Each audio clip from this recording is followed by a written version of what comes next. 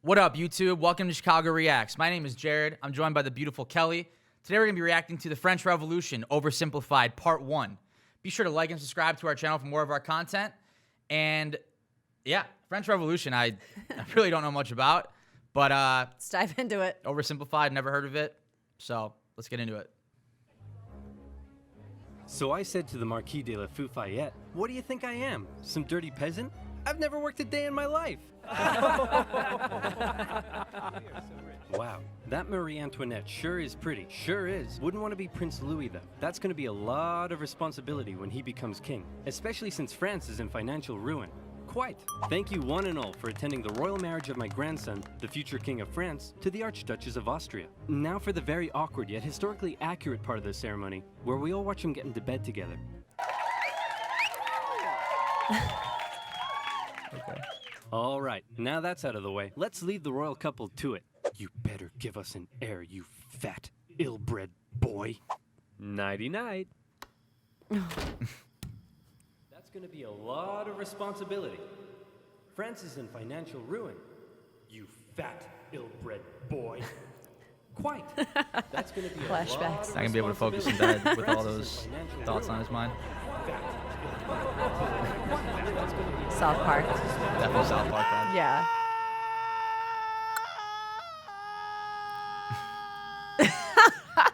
Dude, Oh, great. He's a freaking weirdo. he's a freaking weirdo. France, the most prosperous, cultured, and beautiful nation in the world, as it had been for centuries. An exquisite social culture, with the king and the upper classes throwing crazy parties every night, enjoying high living and fine dining. Who cares that they were only able to do so off the backs of the hardworking, starving poor? What are they gonna do? Revolt? They're only 80% of the population. No. Life in France is great. What's that, France? You want to go to war with Britain and increase your power? Go for it, little buddy. You do you. Go for it, little buddy. And So cute. you lost. Now you're in severe financial debt. We have no money. What do? Should we stop partying? Heck no. Party harder. Hell no. That's For real? okay. Never The stop peasantry will pick up the Okay. slack. They were created by God to do all the work, and you were created to reap all the benefits and party hard. That's just how society works, and we've all just accepted it for centuries. Why? Why what? Why do the nobility get to be all rich and stuff? Just because they were born into it? And the rest of us schmucks just have to accept that? Hell, it's only a king. Who decided Schmuck's that? such a funny word. It all just seems very unfair and unequal, and I, for one, am starting to question it. Wow, that's very Partying too enlightened hard. of you. And so began the Age of Enlightenment. Great philosophical thinkers across France and beyond began to question whether this beautiful nation was really all that beautiful after all. Hey, Prince Louis, bad news. Your grandpa died of smallpox this morning, which means good news, you're now the king. So just to sum up, France is in severe financial debt, and the angry populace can are say beginning to something. question how necessary you are. bad. But hey, I believe in you, champ. You got this. Maybe. Oh no! Prince Louis Capet became King Louis XVI in May 1774. He was a notoriously weak man, and he knew it. He barely had the wisdom to rule a nation, never mind one in crisis, and he was easily manipulated by those around him. One of his first acts was to try to get revenge on the British by financing their American colony's revolution. Hey, we're an independent nation now. That was real swell of you, Louis. Couldn't have done it without you. Glad I could help. So hey, about all that money we lent you, when can we get that back? Yep, you're a great guy. I'll never forget what you've done for us. Okay. Real glad I could help, friend, but about that money. That Gotta go happened. now, chump. Best of luck Kinda to you. that. Oh no! And now France was in even more debt. France's poor, suffering under the strain of economic ruin, watched as the nobility continued to live as though nothing was wrong. In particular, they grew increasingly disdainful of the queen, Marie Antoinette, as she continued to spend all of France's money on her own luxurious lifestyle and fashion. While the peasants were breaking their backs in the fields, she was walking around like, hey, my hair is a boat. I'm not making that up. Her hair really was a boat. And her lavish spending earned her the nickname Madame Deficit. And speaking of the queen, there was also a long-standing scandal around the fact that the king took a very long time to boink her, and the working classes of Paris began ridiculing the royal couple with lewd pamphlets depicting the queen as a court thought, and the king as a wuss, unable to fulfill his marital duties. Respect for the monarchy was at an all-time low, as France's finances were spiraling out of control, and the king and his aides really only had one solution to the crisis: tax the poor. tax the poor. We could do a sexy calendar shoot. Tax the poor. Tax the And so it was. The poor, who were already struggling to make ends meet, found themselves being taxed from every direction. Hey, I'm the royal tax collector. Looks like you've yet to pay your income tax, head tax. By the way, how many windows you got in that house of yours? 3? Oof, yep. There's gonna be a tax for that. Hey, your local priest here. Have you paid your church tithe yet? Well, at least this one is going to the good work of God. Sure. God. I think this year, God wants me to buy a new swimming pool. Hey, private tax collector here. Oh, and I brought some goons with me. Just a few quick questions. How much salt did you buy this year? About 7 kilos, I think? Yep. Okay, there's gonna be a tax for that. Oh, what's that over there? And that's extra salt I held over from last year, so I wouldn't have to buy as much this year. Oh, yep, there's a tax for that. No way, really? And what are you doing with all this salt? Well, obviously cooking. On the table. Yep. And preserving fish and meat. Oh no. Yep. And there's a tax for that. Hey, how old is he? He's 9. And so he's purchased his required amount of salt for this year, right? What? No, he's 9. Uh-oh. Sorry, little Timmy. Looks like I'm gonna have to tax you for that. No way. Poor kid. This is happening? Or this happened? That's crazy. Yep.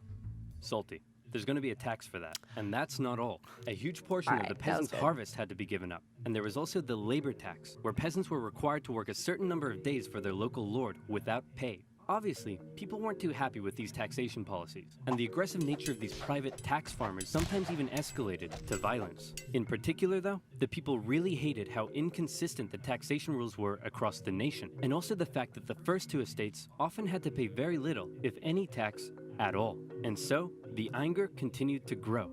France had a population that was just about ready to explode. What could push them over the edge? How about a touch of natural disaster? A series of harsh summers and winters left the peasants' harvests in ruin, meaning they had no food or money, and the cost of bread skyrocketed. Of course, the upper classes had massive stocks of grain and wheat, so they were virtually untouched by this new crisis. But now the poor really were starving, and they began to riot. Women took to the streets, bakeries were raided, and bakers suspected of keeping bread for themselves were sometimes even hanged.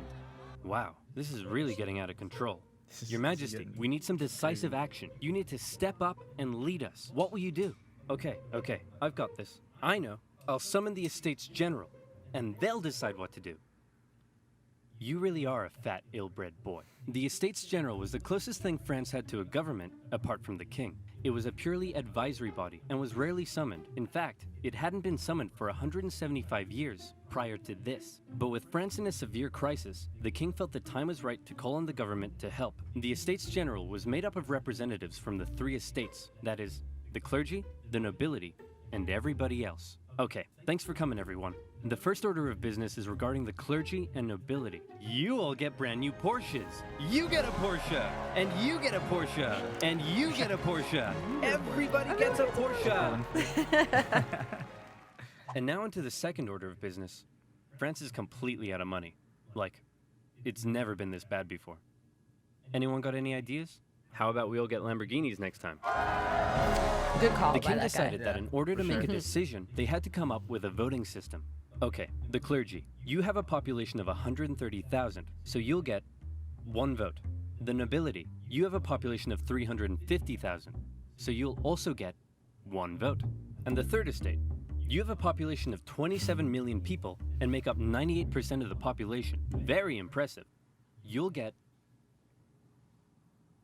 1 vote. The third estate were obviously pretty unhappy with this system because they kept on finding that this would happen. We propose to raise taxes on the third estate. All in favor? All opposed? 2 to 1. Taxes will be raised on the third estate. We propose a motion that says the first 2 estates are a bunch of poo-poo heads. All in favor? All opposed? 2 to 1. It's official. We are not poo-poo heads. The third estate realized that any attempt at reform would be outvoted by the 2 upper estates, and they thought that was kind of lame. So they decided that since they were 98% of the population, they could go off to form their own government, make their own laws, and take over the running of the country. And so, the National Assembly was born. The third estate was now in control, and there was nothing the king could do to stop. Ha! I've locked you all out of your building. What are you gonna do about it? we'll probably go find a different building that isn't locked. Oh, no! The National Assembly did find another unlocked building, just down the road, an indoor tennis court, where on the 20th of June 1789, they all took the tennis court oath, pledging to continue Never heard meeting of that. until Never. the king finally gave in to their demands for more equality and economic that a real reform. thing? This new National Assembly included many of the most educated members of the Third Estate, including two young lawyers by the names of Tennessee no sport Maximilien back then. Robespierre and Georges Danton. Some members of the first two estates even joined their cause. Some of these men formed a radical new political party called the Jacobin Club and quickly became leading figures. While many members of the Third Estate simply wanted more equality, a growing number in this Jacobin faction would begin calling for something even crazier, the removal of the king entirely. And this is where fear began to take hold. With such a volatile situation developing, everyone was afraid of something. The king feared his position was under threat, and he called in the military to take position around Paris. The Third Estate heard rumor of the gathering military force, and they feared the king was planning to round them up and arrest them. Maybe he'd even execute them. It also didn't help that the king had just dismissed France's popular finance minister, who had been trying to make reforms himself. It seemed the king was done negotiating. Fear, left unchecked, often boils over into anger, and anger detonates with violence. The angry people of Paris, after centuries of cruel inequality, harsh oppression, even starvation, fearful of having their new movement for reform demolished so soon, decided that it was now or never to take action. Screw reform. They decided they'd do one better. How about revolution? The people of Paris, believing the French military was preparing to attack, decided they should arm themselves. The National Assembly announced the creation of a bourgeois militia, the National Guard, and immediately, many troops from the French military defected over to the revolutionary side. In the early hours of July 14th, 1789, a large crowd stormed and raided the Hôtel des Invalides, a military hospital where they were able to secure a large number of rifles. The bad news was they weren't able to find any gunpowder for their new weapons. The good news was they knew exactly where to get some. A prison fortress and a symbol of royal tyranny towering over Paris, the Bastille. Mid-morning, the crowd gathered around the Bastille and demanded that the man in charge, Governor Delaunay, surrender the prison and hand over the gunpowder. Obviously, Governor Delaunay was like, no way. So he stalled for time by inviting a few members of the crowd in for negotiations. The crowd, still waiting outside, quickly became impatient, and before long, they stormed the fortress, taking on the French troops inside. Your Majesty, we've received word that the people have surrounded the Bastille. Governor Delaunay will hold them off. No need to worry. Actually, Your Majesty, it appears the crowd is now headed away from the Bastille. You see? What did I tell you? Clearly, Governor Delaunay has defeated them and has them on the run. No need to worry. Your Majesty, isn't that Governor Delaunay's head on a pike? Well, clearly, Governor Delaunay has taken on the form of a bodiless pike-head deity, and the people are so enamored with him, they're parading him around the city. No need to worry at all. When the National Assembly heard about the violence that had taken place, they had two options. Either one, they denounce it and try to carry on the revolution using peaceful means, or two, they say, damn, you stuck his head on a pike? That's pretty hardcore.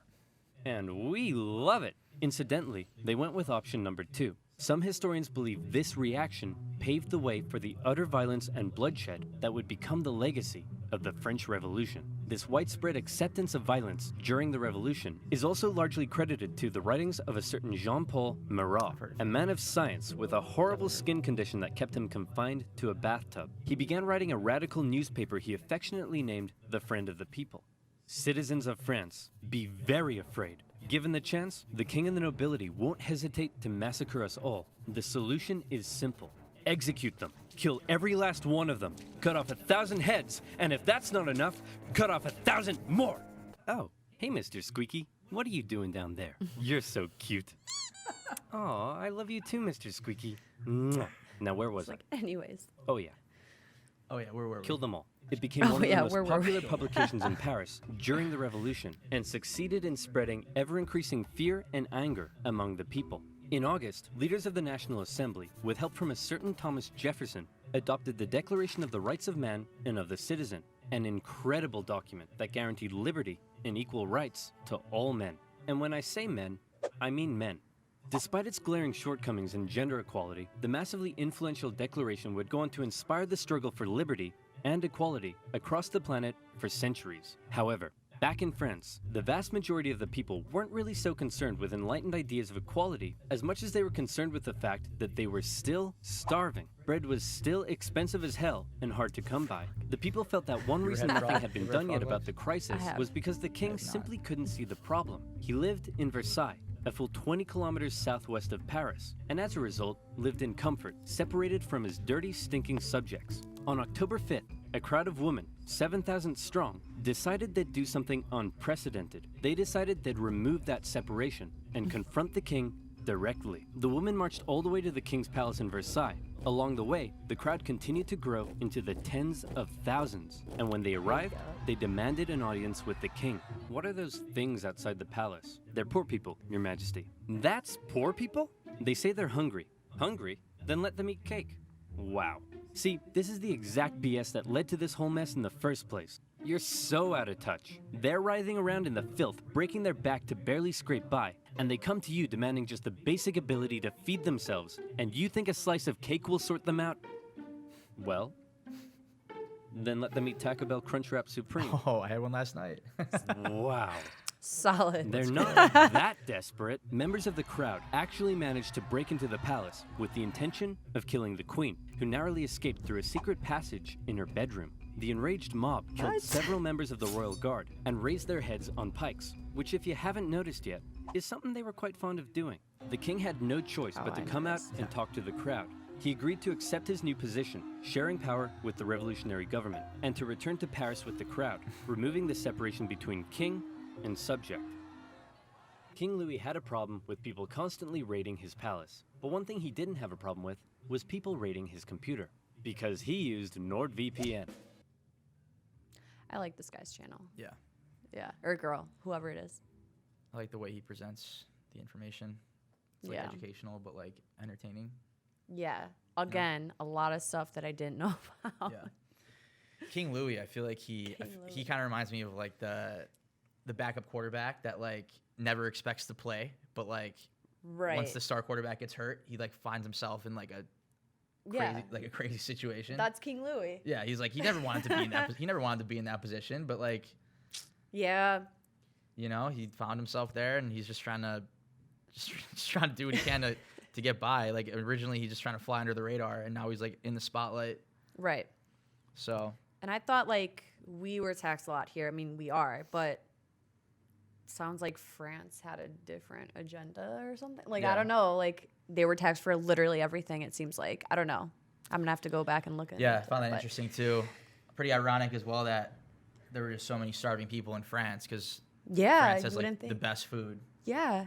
You ever been I know. You ever been to Paris? No. Or anywhere in France? No. The food there is ridiculous. So good. It seems like the French was a little, like, crazy. I guess everybody is, but they were up there with the craziness. A lot of people, a lot of names in that video. Yeah. But the Queen. Yeah, shout out Prince Louis, man. Just doing what he can. King Louis. Doing what he can to help the people, you know? Is it Prince Louis or King Louis? I think it's Louis, shout out Louis. Did what you could.